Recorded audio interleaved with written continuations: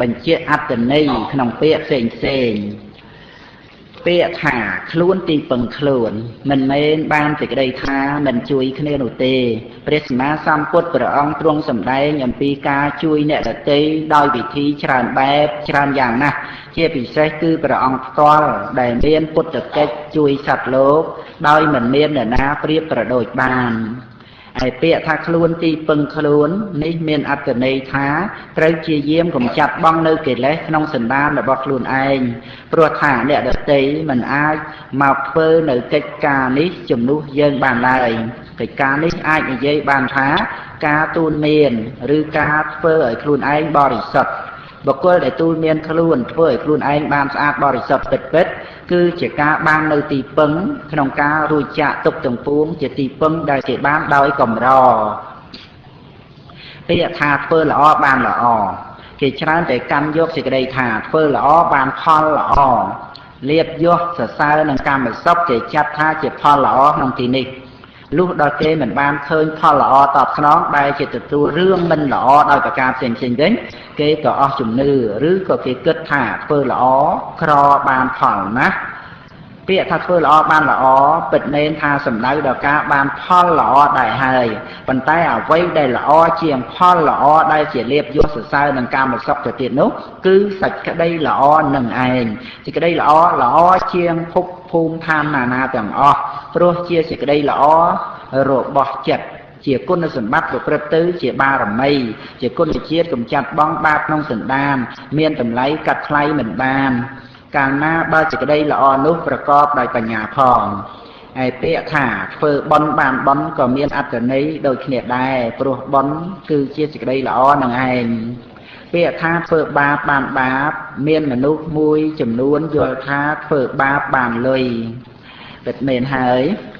ធ្វើបាបបានលុយតែនឹងគឺជាការលក់ខ្លួនលក់បន់លក់ឧត្តមគតិលក់សេរីសួស្តីបដូរយកបាបអពមង្គលនិងសេចក្តីក្តៅក្រហាយមកដង្ហែជីវិតអ្វីដែលបានមកពីការធ្វើបាបដូចជាមាសប្រាក់និងសេចក្តីសប្បាយផ្សេងជាដើមត្រូវបានអស់ទៅស្ថិតនៅតែអារម្មណ៍នាំឲ្យសៅហ្មងចិត្តជាពិសេសត្រូវបានរស់នៅជាមួយនឹងខ្លួនឯងជាមនុស្សអាក្រក់ពាក្យថាទុក្ខសច្ចៈ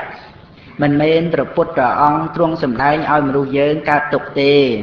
ពាក្យនេះបញ្ជាក់ពីចំណុចចាប់ផ្ដើមក្នុងការរំលត់ទុក្ខព្រោះទុក្ខសច្ចៈត្រូវកំណត់ដឹងនោះយើងតែងស្វែងរកការសប្បាយដើម្បីបំភ្លេចទុក្ខតែនេះគឺយើងភ្លេចទុក្ខដោយខ្លួនឯងតែប៉ុណ្ណោះឯចំណែកទុក្ខវិញនោះមិនបានបំភ្លេចយើងទេពោលគឺទុក្ខមិនបានបាត់បង់ទៅណាឡើយដើរក្នុងព្រៃបន្លាដោយបិទភ្នែកព្រោះខ្លាចបន្លាមុតវាជារឿងលប់សតិយ៉ាងណាសត្វលោកខ្លាចទុក្ខក្នុងវដ្តសង្សារតែមិនមើលឲ្យឃើញទុក្ខនេះជាការល្ងងខ្លៅអង្គធัวបានដល់អវិជ្ជាការកំណត់ដឹងនៅទុក្ខរមែងឃើញទុក្ខព្រមទាំងហេតុឯផលសម្រាប់គឺជាសុខប្រៀបដូចឃើញបន្លាហើយមិនជន់បន្លាដូច្នោះឯង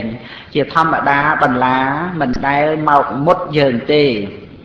មានតែយើងទេដែលដើរជន់បន្លានោះ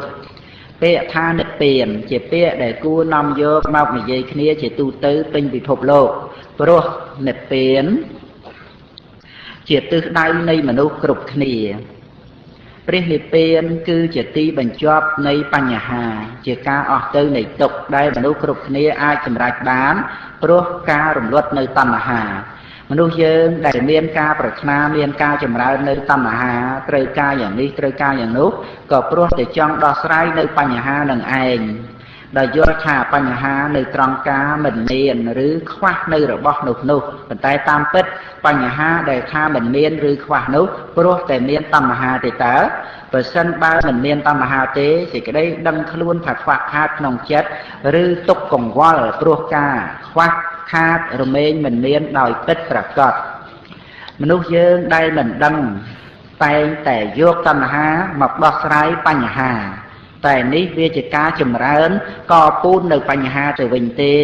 ដោយសារការចម្រើននៅតណ្ហាច្រើនឡើងក្នុងចិត្តមនុស្សខ្លួនឯងរាល់ថ្ងៃមនុស្សក្នុងពិភពលោកកំពុងតែធ្លាក់ចូលទៅក្នុងរណ្ដៅនៃតណ្ហាព្រោះ តែមិនរង្គៀសចំពោះតណ្ហាក្នុងខ្លួនម្នាក់ថែមទាំងជ្រោមជ្រែងប្រព្រឹត្តទៅដើម្បីប្រកួតប្រជែងគ្នាសពបែបសពយ៉ាងទៀតផងដូច្នេះពាក្យថានិព្វានជាពាក្យនិយាយអំពីការអស់ទុក្ខអស់កង្វល់និយាយអំពីសន្តិភាពក្នុងមនុស្សម្នាក់និងសន្តិភាពក្នុងពិភពលោក